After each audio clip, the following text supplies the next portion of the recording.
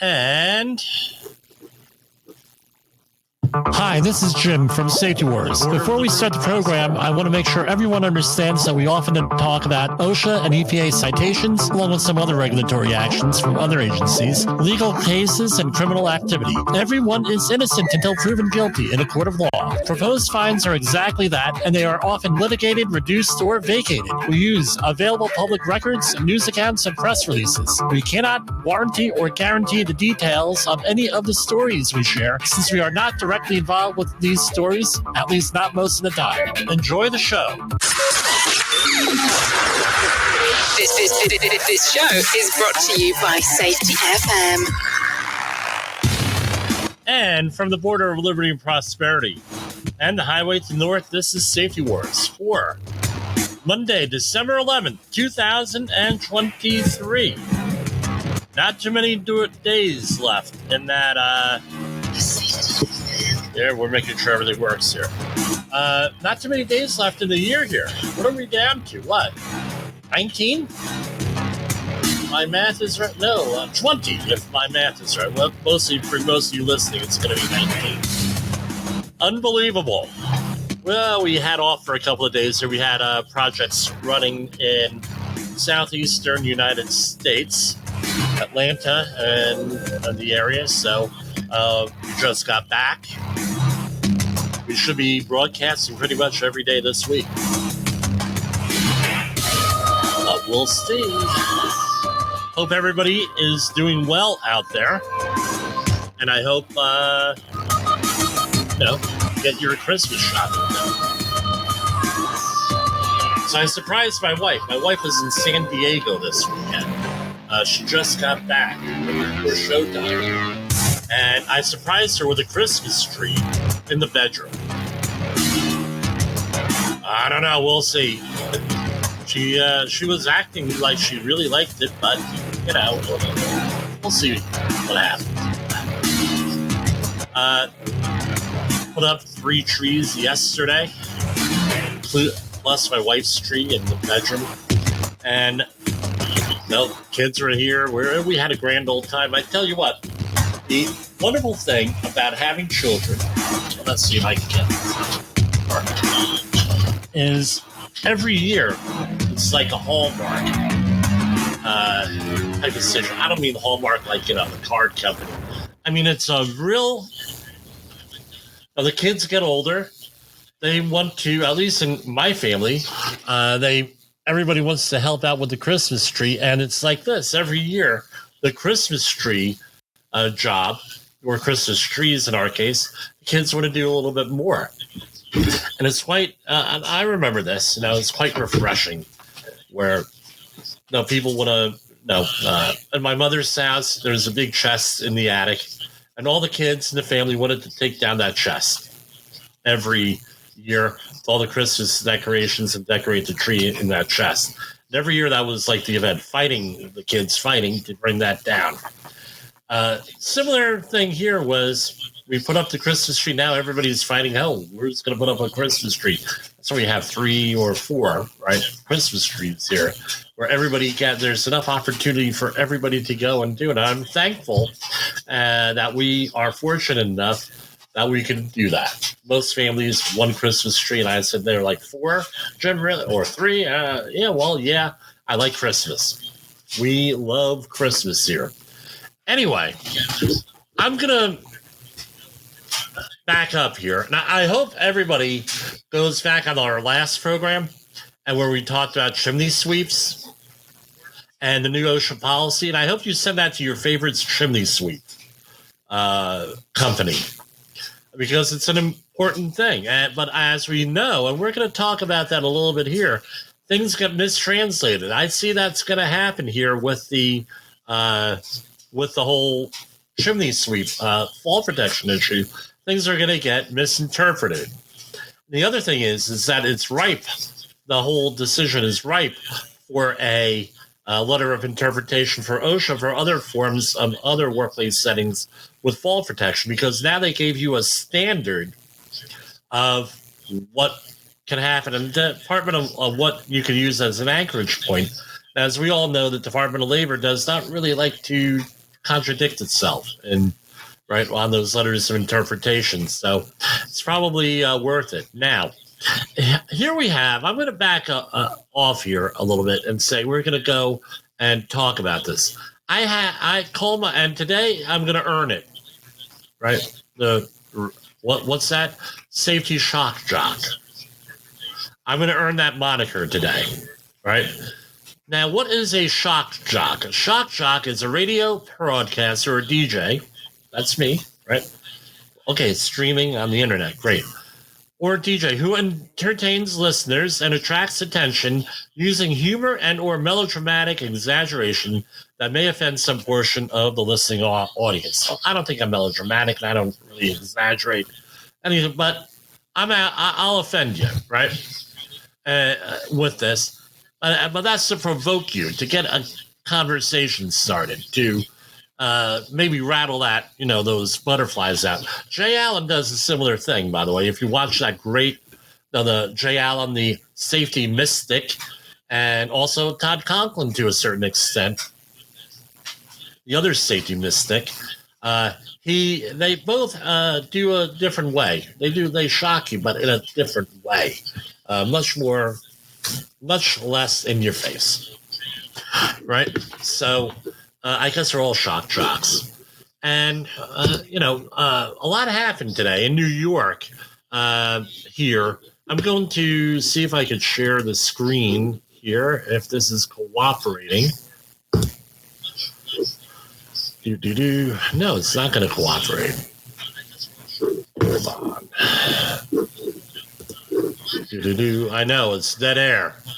Okay, maybe it'll work now. And this is actually happening in real time here. This is from the New York Post, if I could share the story on the live screen. I know this does not help you if you are on the audio portion of this. Corner of Bronx apartment building collapses as FDNY searches for possible victims. So at roughly 3:30 this afternoon Eastern time, there's a partial building collapse in New York. Now, they don't have a lot of information at what I was listening to this. I was listening to this all afternoon, and they had different press conferences, that sort of thing. So what we're looking at here is that there was a partial building collapse. Okay. And they don't know exactly why or what happened. I'm going to say this much. According to one of the reports out there, and it's not in the New York Post thing that I'm showing now, one of the said there was like a minute and 36-second response time. And they're trying to figure out what's going on. And reportedly, according to the press conferences, this building did have some issues as far as they were replacing the facade of the building. They were, I don't know if they were cited on that, but they were told they had to replace the side of the building. And what we call the sidewalk tents or sidewalk teepees, some people call them here, were a little bit out of compliance, problems with the mud sills, some scaffolding issues, but nothing really that would add, according to the reports as of right now, airtime, dealing with this as far as what could have caused this thing. Now, apparently nobody got injured, right? They don't expect that to remain true towards the end of this. And a couple of things, a couple of takeaways here. One of the things, and only because, I get asked these often, I'll ask questions. Hey, Jim, how do you remember this stuff? I'm not like that woman from Taxi, right? Elaine Nardo, the woman the actress who played her, Mary Lou Henner. I'm not Mary Lou Henner, who she is actually a little from the old Taxi show. She was on TV this morning on The View. I stayed home today and worked from home, and my father-in-law loves watching The View for some reason. And I was watching, they had the Taxi, the surviving members of the TV show Taxi. Mary Lou Henner is a woman And then they alluded to it. Hey, she remembers everything. She is what we call a superior. She has superior autobiographical memory ability. All right. 67 people or 62 people, they think, in the world of being I'm going to destroy this. Hyperthymesic. Thyromasia, right? And she remembers everything. I've heard her on different interview shows. Amazing woman. She literally remembers everything from the time she was about 12 years old on. Just mind-blowing with that. I'm not that woman, not like her. I don't have a super memory. Just ask my wife. And she, especially when she tells me something. But I come across a lot of different things. They pulled up, so I remember weird things. They pulled up this picture of the building in 1940, right, that collapsed. And they were showing some stuff and how it was constructed and pulled permits and things, looked up old permits and things of that nature. What people don't realize that in New York City in the 1930s and 40s, it might have gone back further than that, for tax reasons, all property taxes, all buildings and properties are photographed. Now, the New York Times did a couple of stories on this stuff over the years with, where they were curating these photos. And pretty amazing that they had every building in New York City photographed back in them days. I don't know if that's still done, but I tell you what, that must have been one hell of a tedious job, number one.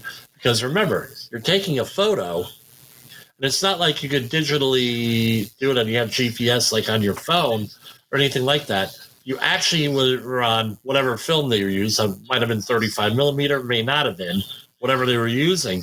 And it's, right, and then you got to go back and label every one of those photos. I got into that on two projects where I was in charge of evidence collecting for industrial accidents and environmental cleanups. It was a special art back in them days, so that's where we're going to leave it on that. What we used to have to do is get an index card, write on the index card what we were photographing, and either hold it up, right, to the lens, right, like this, or down when we had it on a dark background, a piece of evidence, and take a photograph of it. And that's how we handle them. Now, the thing is, companies like there, and I don't think it exists anymore, Moto Photo, loved us because we would go in there with like 40,000 photos, One guy kept on begging us, when is your job over? Because we're going to take all that money and go on vacation for a week. You develop like 40,000 photos on that one. Anyway, we have an audio, and I believe it's on the public record because the source is from a thing, and here you go. If you have social media that is dominated by algorithms that pull people down these rabbit holes that are a bit like pitcher plants, these algorithms, they are the digital equivalent of AR-15s. They ought to be banned. They really ought to be banned. It's an abuse of the public forum. But when people are pulled down these rabbit holes, you know what's at the bottom of the rabbit hole? That's where the echo chamber is. And if you spend too much time in the echo chamber, what's weaponized is another form of AI, not artificial intelligence, artificial insanity. I'm serious. QAnon is just the best known version of artificial insanity. And these devices are the enemies of self-government, and they're the enemies of democracy. We need reforms for both democracy and capitalism. Both sets of reforms are possible. Okay, so who was that? That was former Vice President Al Gore at the COP28, that's Conference of the Parties 28, conference over the weekend here, the last couple of days, might have been last week. Now, right? We're going to have a little bit of a history lesson here because I grew up hearing this stuff, right? Since I'm 21 years old, I'm a lot older than that now, back in the early 90s. Before, we had a thing called BI in this country. What's BI? We heard of AI. We had two forms of AI here. BI, before internet. And what you had out there, by the way, the former vice president does have a point here on this. He's not totally wrong. He has, we had only a couple of news outlets, and they were regional, right? Before 1980, you didn't even have cable TV up here. Anywhere, very few areas had cable TV. So what did you have? Growing up in central New Jersey, Middlesex County, we had Channel 13, which is the local PBS affiliate. We had Channel 11 WPIX. We had Channel 9 Secaucus WOR, and that was a superstation that turned into starting in the late 80s, early 90s, all over the country. You had Channel 9 there, WOR, Channel 7, WABC. You had WNEW TV, Channel 5, Channel 4, WNBC, and you had CBS. And if you were fortunate enough to have rabbit ears and have a UHF antenna, you had the New Jersey network, right, which was channel 51 or 52, depending on your thing. And of course, sometimes you had some of the other ones, Telemundo or whatever, came in later on UHF. So you had very few news outlets. Most people only read a couple of newspapers. If you were in the hoity-toity businessman, attorney, what have you, you read the Wall Street Journal, New York Times, and maybe the state paper. In our household, we read Star Ledger and the News Tribune, which became eventually the Home News Tribune. And that you would get like normal, magazines or whatever.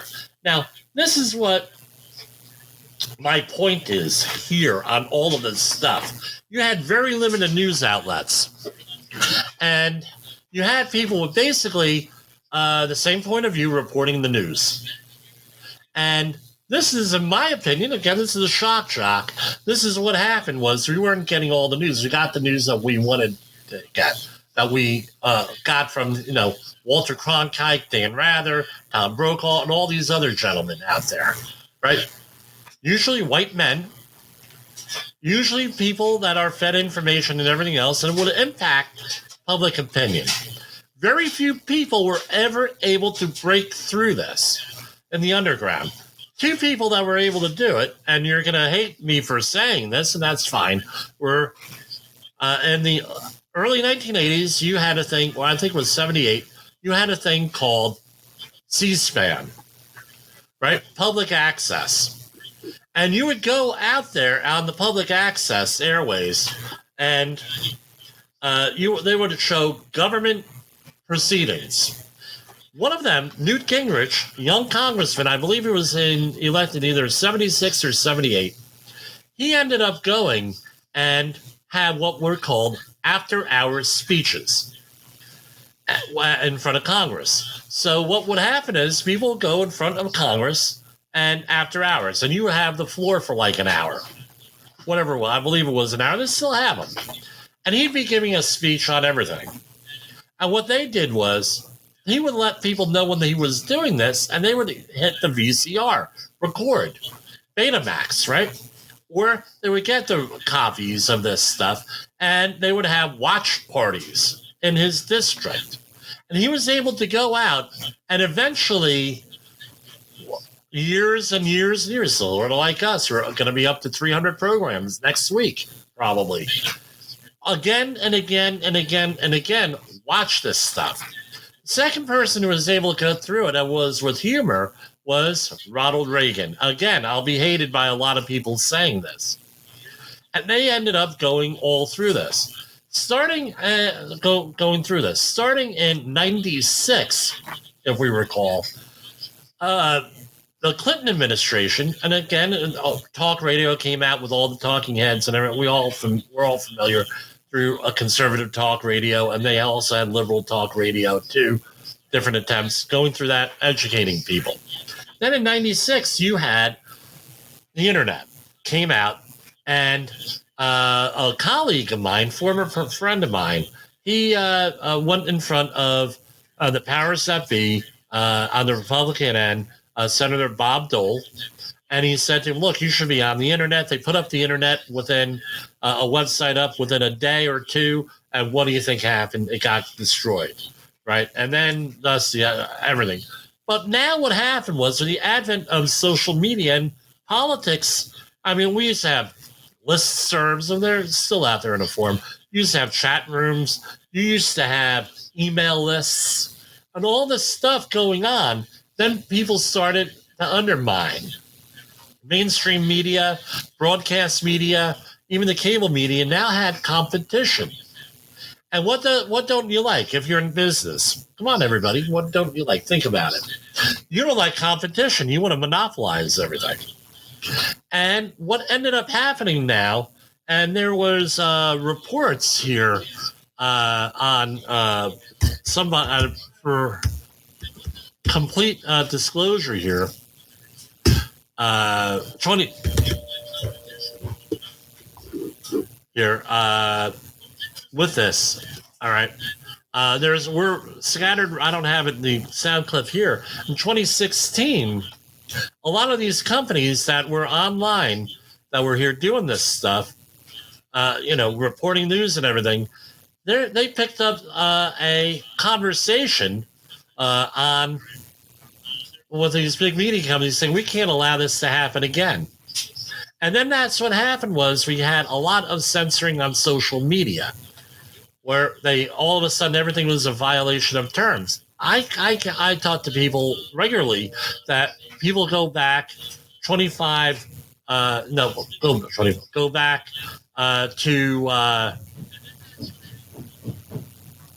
go way back to 2018 with tweets that they had and everything got banned. So this is all leading to one thing.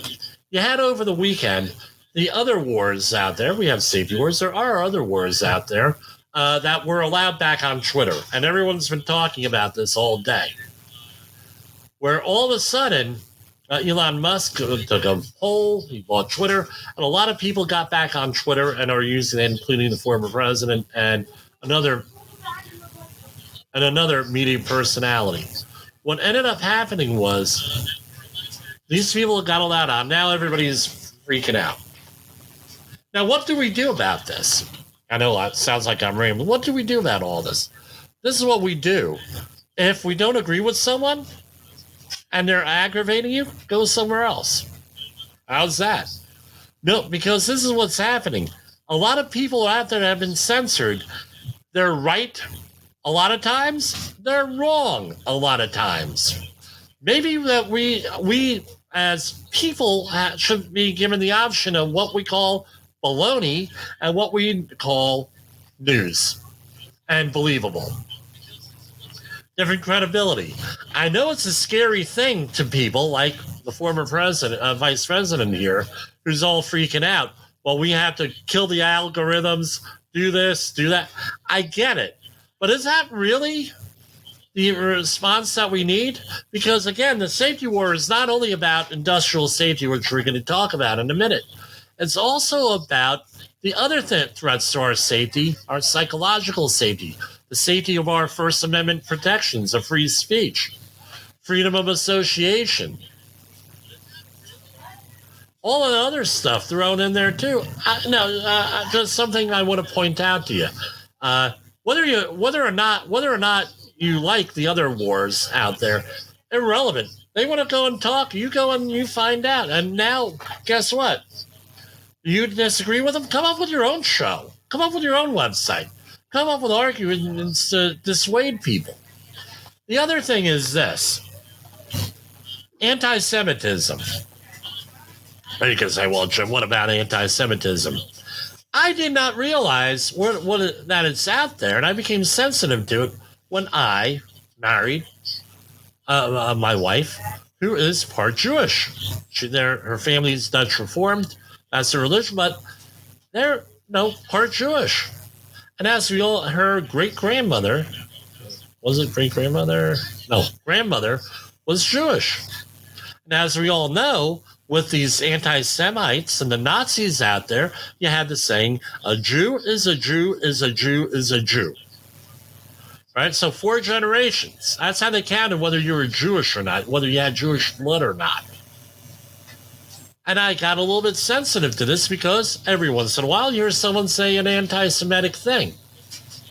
It's like, hold on. Now I have children, 4th generation, with these people thinking my kids are part Jewish. I went and did the 23andMe thing, and I found out I'm part Jewish also, separate from my wife marrying into who's part Jewish, right? I'm separate from that.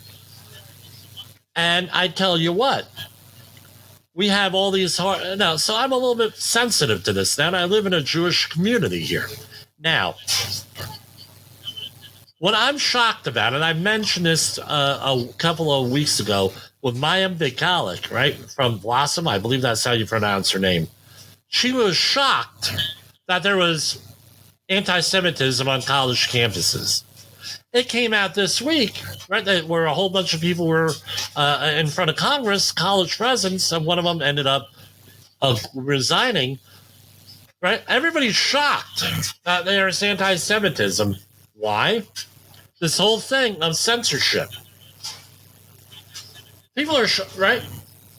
We had a big thing rally out here 2 weekends ago on one of our town square type things on Route 59. I would call it a town square type of environment there. So we used to call them sine waves back in the day with political stuff. We had this. Everyone is shocked that we have anti-Semites here in Clarkstown, New York. Oh, really? Well, where have they been? I don't know. They've been shut up. So what? Because they can't say anything, because they've been censored and everything else. You got to censor. Right? So I'm not saying don't censor these people. I'm saying there's a cost to censoring people because you don't know what anybody is. You don't know what the dialogue is. And you have these people harboring this stuff. And God forbid anything bad happens here. Anyway, I'm on a rant. So I'm going to go to commercial break here. I mean, it's disgusting here with this. Right? No, you're shocked. Everyone's shocked. People feel this. Well, keep censoring them. Keep doing it. Right? Anyway, and by the way, more dialogue, more information is not a bad thing. In the professional safety community, communication and planning are just a few keys to your program's success. The question many practitioners have is, where do I start? Dr. Jay Allen, the creator of the Safety FM platform and host of the Rated R Safety Show, has built a global foundation to help you along the way. Go to safetyfm.com and listen to some of the industry's best and most involved professionals, including Blaine Hoffman with the Safety Pro, Sam Goodman with the Hop Nerd, Sheldon Primus with the Safety Consultant, Jim Pozell with Safety Wars, Emily Elrod with Unapologetically Bold, and many others. As individuals, we can do great things, but as a team, we become amazing. Dial into safetyfm.com today and surround yourself with a powerful force of knowledge and support.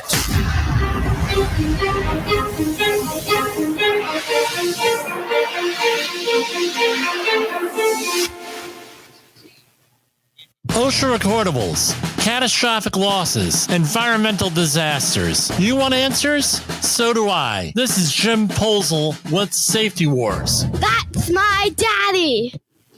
Okay, we're going to go back and start talking about some safety here, right? This is from a press release today. I'm shocked they got it out today. All right. Here we have OSHA announces a switch from traditional hard hats to safety helmets to protect agency employees from head injuries. right? Better. This is from their press release. The U.S. Department of Labor's Occupational Safety and Health Administration announced that the agency is replacing traditional hard hats used by its employees with more modern safety helmets to protect them better when they are on inspection sites. In 2020, the Bureau of Labor Statistics, again, this is a game changer. I'm going to highlight this here. In 2020, the Bureau of Labor Statistics reports head injuries accounted for nearly 6% of non-fatal occupational injuries involving days away from work. Almost half of those injuries occurred when workers came into contact with an object or equipment, and again, listen, this is the important thing, while about 20% were caused by slips, trips, and falls. Dating back to the 1960s, traditional hard hats protect the top of a worker's head, but have minimal side impact protection and also lack shin straps. Without the straps, traditional hard hats can fall off a worker's head if they slip or trip, leaving them unprotected. In addition, traditional hard hats lack vents and trapped heat inside. On November 22nd, 2023, OSHA published a safety and health information bulletin. Okay, we're going to pull that up here. I did not see that. Detailing key differences between traditional hard hats and more modern safety helmets and the advancements in design, materials, and other features that help protect workers' entire heads better. Today's safety helmets may also offer face shields or goggles to protect against projectiles, dust, and chemical splashes. Others offer built-in hearing protection and/or communication systems to enable clear communication in noisy environments. They've always done that with traditional hard hats. I mean, no, that's a common thing.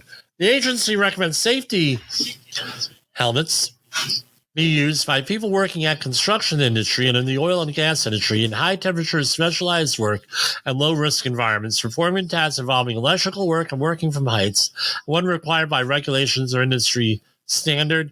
OSHA wants employers to make safety and health a core value in their workplaces and is committed to doing the same by leading by example and embracing the evolution of head protection.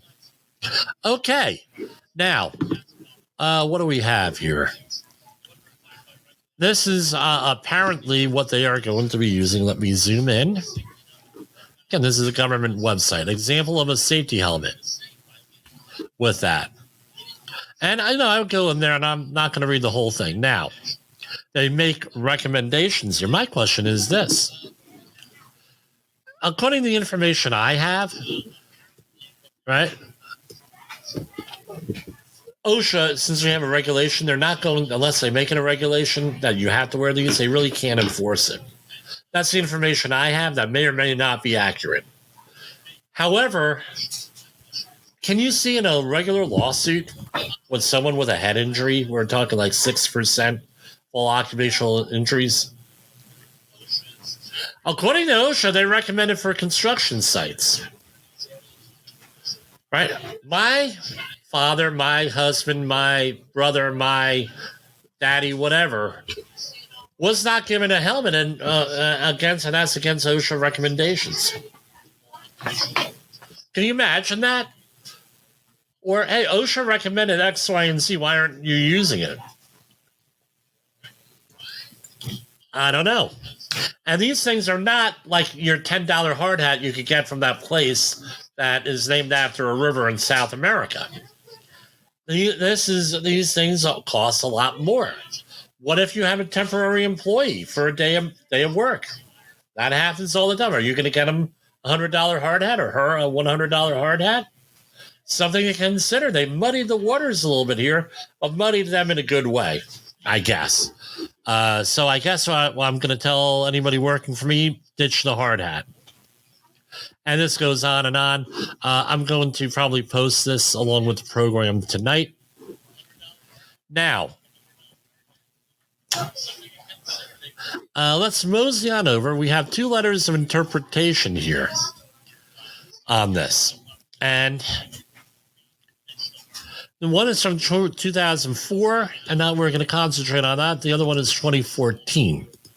Now, what is the letter of interpretation? That means that when the regulation is not clear or there's a question on interpretation, you write to your area administrator for OSHA or somebody at OSHA in charge, and they bump it on up the line, and then something gets issued by an area administrator or someone in power that's able to speak on behalf of OSHA. And essentially that becomes like the regulation, right? Because they got to review it and everything else. Now, this is one of the things, and we mentioned this last week with the, which was a brilliant program, and I think we were only the second ones that did this, right? That I could find was with the chimney sweeps, right? And their anchorage points there. And I said, well, other people may want to write for a letter of interpretation on their situation here in construction, general industry. My employees are working on a one-story roof with no construction being done overhead.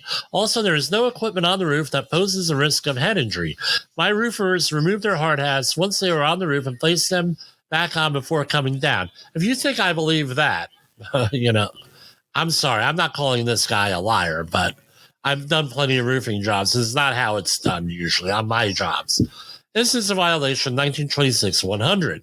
Note that the builder general contractor requires our workers to wear them all on the roof. Answer. Employees working in areas where there is a possibility of danger from head injury from impact or from falling or flying objects or from electrical shock and burn shall be protected by protective helmets. Okay, so OSHA just said that from slips, trips, and falls, you can have a head injury. OSHA previously stated in an August 23, 1983 letter to Congressman Sisiski, where employers are not exposed to possible head injuries, head protection is not required by OSHA standards. So, right, in your scenario where no work is being performed overhead, there is no employee exposure to possible head injuries, there is no OSHA requirement that hard hats will be worn on the roof. So, that letter of interpretation coupled with this one, which is from a little bit more current, which deals with heat stress, right, on here, heat-related illnesses because of wearing hard hats on this. Well, they do make hard hats with vents, even for this in 2014. Had hard hats with vents for a long time. How does this get communicated to workers in the field? I'll explain it to you. This gets communicated that roofers don't have to wear hard hats because that's the way it is. Just like when we had the settlement issue last week, the chimney sweeps, I can almost guarantee you that the interpretation in the field is going to be, we don't have to use fall protection because nobody's going to sit here and look at this stuff like we are here and examine it. Now, all of this coupled with here, let's go back to the original one.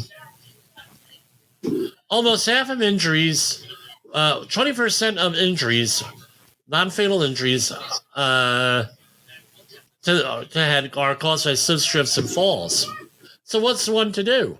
I'm going to tell you what it is, since there is a danger to to your head, right? From slips, trips, and falls, you're going to wear a hard hat on a construction site. On one of my jobs, it's going to go in the paperwork. Just the way it is. With that, so letters going out tomorrow to my clients for my recommendations here with this. We'll see where this goes, how this evolves, how this shakes out. Now, have I gotten into this already with a roofer? Absolutely have I gotten into this with a roofer. And they said, well, we have no overhead hazards, therefore we don't have to wear hard hats. But they also had the attitude that they didn't have to wear fall protection, that threatening to kill people and throw them off the roof for pointing out that they should be wearing fall protection was okay too. And the client had their back, the general contractor had their back on that. I'm not going to mention the company name, but it's a roofer in North Jersey. With religious, always with religious things on the side of the truck. So you can figure out who that is if you're in North Jersey. But anyway, they ended up saying, I ended up writing a nice email with these letters of interpretation. And I also had from data, right, that said this 20% of them were caused by slip, trips, and falls. So I said, look, they don't have to wear a hard hat if they can eliminate all hazards, including slip, trips, and fall hazards. And by the way, here's a picture of their housekeeping. See slip, trips, and fall hazards there? So what ended up happening? They ended up having to wear a hard hat. They didn't like that very much. And the GC then said, you know what? This was good, with this. And they went along with it. And here we go. OSHA news releases. And here we have from December 7th last week. U.S. Department of Labor launches program to stem rising fatality rates, promote workplace safety in landscaping and horticultural industries. U.S. Department of Labor announced that its OSHA has launched a regional emphasis program to promote workplace safety and protect people employed in landscaping or horticultural industries in 4 Western states and 3 Pacific territories. From 2011, the Bureau of Labor Statistics reported 1,072 work-related fatalities in the landscaping and groundskeeping industry. So this is over a 10-year period. Of these, the 234 industry worker deaths in 2021 exceeded the national averages for fatalities, injuries, and illnesses in other industries as a result that prompted OSHA's action. For most landscaping industry workers, a day on the job means facing the risk of amputations, falls, electrocutions, excessive noise, heat illness, and ergonomic injuries, dangers associated with motor vehicle and machinery operations, and harm caused by animals, insects, pesticide, and other chemical exposures. By instituting a new regional emphasis program for landscaping industry employers in areas of federal jurisdiction, tribal lands, military bases, and particular waterfront areas, people must have been falling into the water on this one. OSHA aims to reduce the high fatality and injury rates we've seen in this industry while enhancing workplace safety, said OSHA Regional Administrator James Wolf in San Francisco. By intensifying our focus on the landscaping industry, we can show employers how they can protect their workers. The new regional emphasis program includes employers in American Samoa, Arizona, California, Guam, Hawaii, the Northern Mariana Islands, and Nevada. Under the program, OSHA will conduct safety and health inspections of landscaping and horticultural industry employers focused on tree care and related services, including tree and bush planting, pruning, bracing, spraying, removal and surgery, commercial lawn and landscape maintenance, and utility line tree trimming services. OSHA encourages small employers to use the safety agency's on-site consultation. Going on and on. I'm going to tell you right off the bat, I was having a talk with a landscaper last week, and I said, one of the things that they focus on is on the damn portable gasoline cans. They got to be metal, they got to be spring-loaded, they got to have a flash arrestor on it. I said, you're looking at huge fines with that. He said, yeah, Jimmy, I know. We had an issue about 15 years ago with this, and guess what we did? We banned that type of. You said, go look on my truck. We banned those plastic containers. Period. What we have other ways of mitigating that hazard here, and it's not with plastic gas cans. A friend of the program here was working at home, and he was using plastic gas can. The flash arrestor was off, and it hit an ignition source, and it blew up the can on him. I didn't hear from him for like 6 months. Yeah, well, and he wasn't answering his phone. I'm like, well, what the hell's going on? Guess what? His shoes melted. He was wearing sneakers, of course. Shoes melted to his feet. He had to have his feet debrided every day for 6 months. He said he should, was having PTSD over it.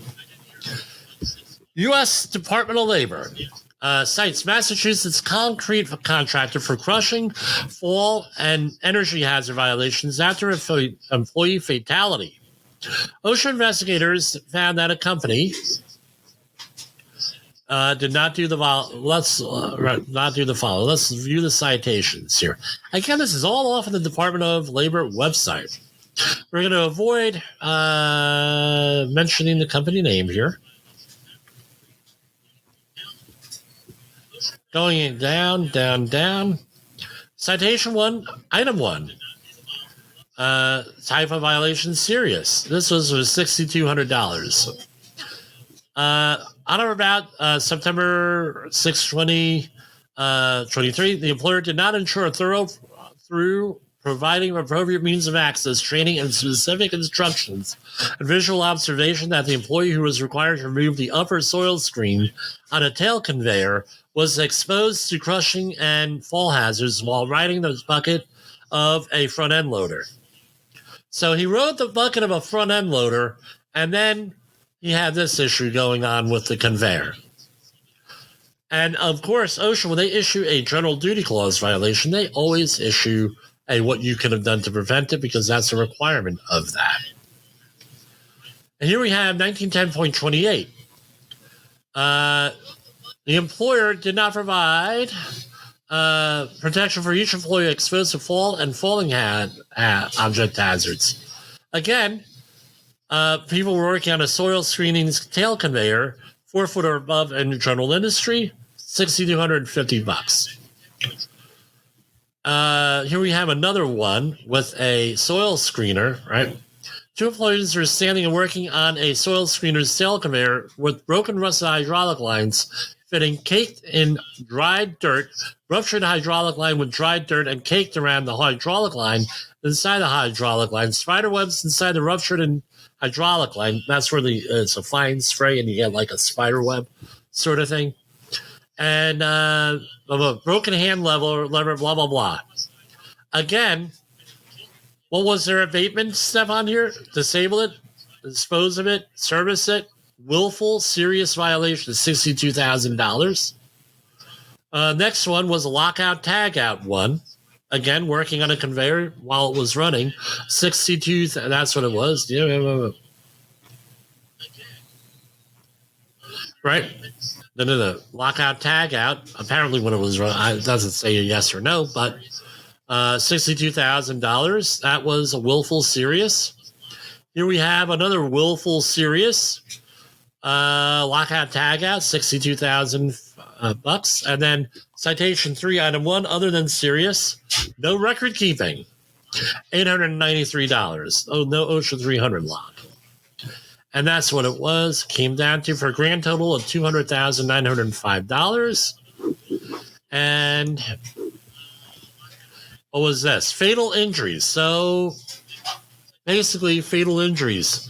And usually unless it's something so obvious, OSHA will go easy on the contractor just to get them to admit wrongdoing. But the fact that they have willful things on this, they think it's an OSHA open and shut case. There's going to be a lawsuit. Probably, I'm reading into it. That's an inference I'm drawing here. Not a... Again, I've worked on a lot of this stuff over the years in the environmental consulting field where we had conveyors and everything with that with soil solidification type things. And so I'm somewhat familiar with these operations here. And plus, I watched Cold Rush for years on the Discovery Channel. I'll do a shout out to them. How much were we going to go here? Okay, federal investigation determined a Cartersville chemical manufacturer could have prevented a 52-year-old leach tank operator from suffering fatal chemical and thermal burns over most of his body in June of 2023 by following the required safety regulations. And going on, it was a new employee. Here we have, let's see, the same stuff happening all over again. Failed to establish energy control procedures. I'm not going to go into everything here on this one. $55,403, slip trips and fall hazards, inspection, and again, that has to be documented. Entrapment hazards by not clearly marking routes to emergency exits, and no safety data sheets. So $55,403.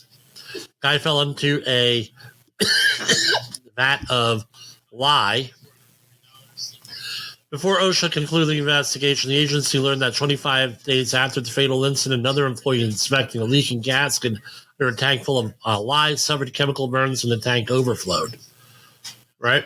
The original one was a person opened an air intake valve to inspect the noise coming from a barium sulfide. Again, another nasty chemical wash cone. The steam line that was left open the day before. The rush of cold air in the steam line created a bubble that pushed the heat sludge into the worker, causing fatal burns.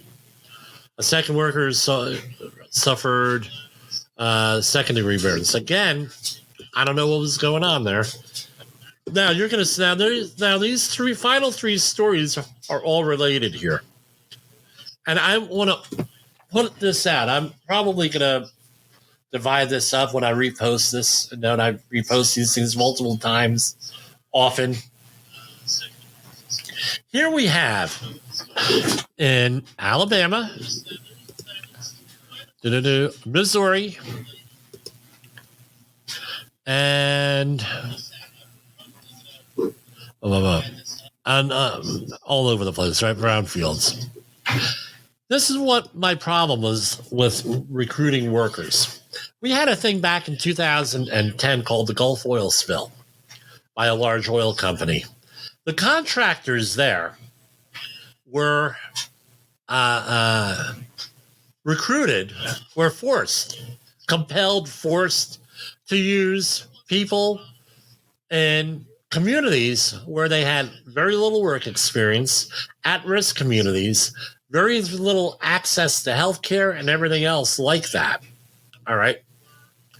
And what ended up happening was, because of the Gulf oil spill study that I'm a part of, full disclosure, that these people had a tendency, because once the job ended, after a year or 2 years, some went on 3 or 4 years, some people made a whole career out of it, like my friend Cynthia, who probably is listening to this program here.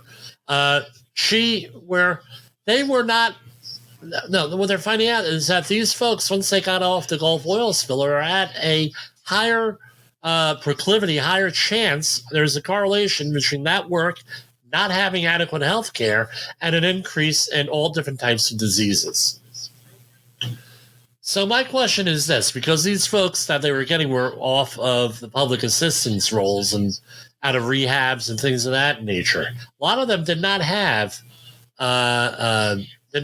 any work experience at all. How do I know that? Because I trained, Jimmy Posel trained about 5,500 workers, 5,400 workers in this whole thing. It was legitimate training, 40-hour HAZWOP, all audited by BP and other individuals to make sure we were doing it. And by the way, in my storage room back here, I have videotapes of every training class. So to prove that they were legitimate training classes. But what's my point here? What's going to happen? We're going to get these folks back into the system, back working, doing cleanup projects. What's their occupational thing? 40-hour training HAZWOP, or are they going to be 24-hour trained? What are their qualifications? Everything else. I've done this since with these communities since 2005. And I still continue to do it when the opportunity presents itself. What are you going to do about after the work is done? Are you going to monitor their health? Are you going to just say, screw it, get their work and screw you?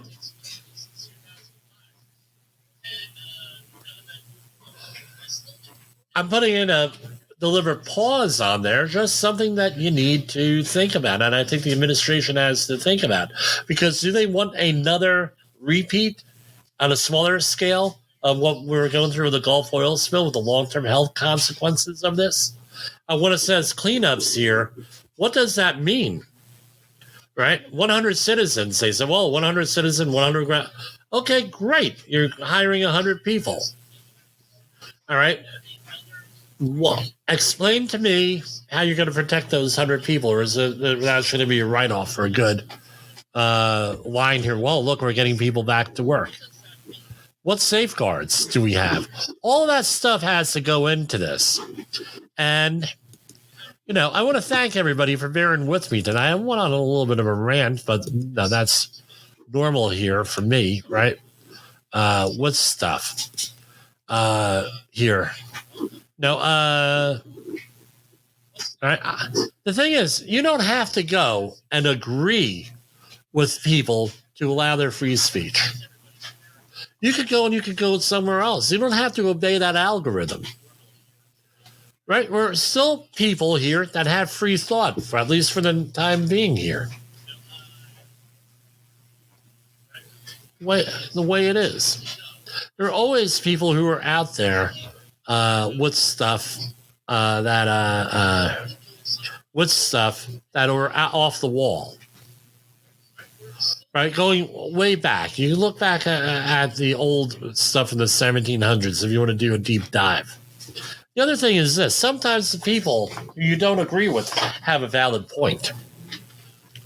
There's one of these conspiracy theorists in England who uncovered a person who was a very well-known person with ties to the royal family there. He was a radio DJ who was doing shameful things to corpses because he worked in a hospice or some type of similar environment as a volunteer. Everyone said, "Oh, you're nuts, you're nuts, you're nuts." Turns out the guy was right. There are other people that I know, right, and cases here in northern New Jersey, that found out about child sexual abuse. Oh, they're nuts, they're nuts, they're nuts. Oh, well, guess what? Have someone listen to them. 1 minute. We covered a story a couple of weeks ago here with DNA collection by certain states on infants. That was brought out by a couple of these people. The one that got censored and got put back onto Twitter here, or X now. That was pointed out 20 years ago by them, man. They all said he was nuts. Turns out he was right. So some of these people, keep them out there because some of the information is correct out there, and it does worth it. And now you're saying, well, what's the big deal with DNA? This is what the big deal is that there was a move a number of years ago for you not to own your own DNA. That was actually not your property. So for Safety Wars, this is Jim Posel. We're going to come back here, God willing, tomorrow. The views and opinions expressed on this podcast are those of the host and its guest and do not necessarily reflect the official policy or position of the company. Examples of analysis discussed within this podcast are only examples. They should not be utilized in the real world as the only solution available, as they are based only on very limited and dated open source information. Assumptions made within this analysis are not reflective of the position of the company. No part of this podcast may be reproduced, stored in a retrieval system, or transmitted in any form or by any means, mechanical, electronic, recording, or otherwise, without prior written permission of the creator of the podcast, Jay Allen.